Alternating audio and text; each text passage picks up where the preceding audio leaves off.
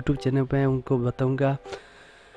Video अच्छा लगे हो तो लाइक कीजिए। Bye bye friends. अभी जो मैंने आपको कंप्यूटर में दिखाया 21x45 का होम प्लान, ये प्लान आपको कैसा लगा ये कमेंट करके मुझे ज़रूर बताएं। और एक इंटरेस्टिंग वीडियो देखने के लिए चैनल को सब्सक्राइब कीजिए।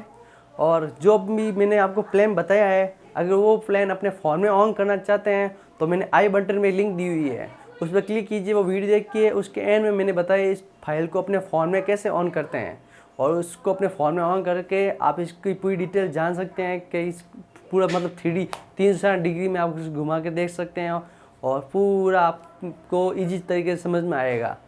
Bye bye friends.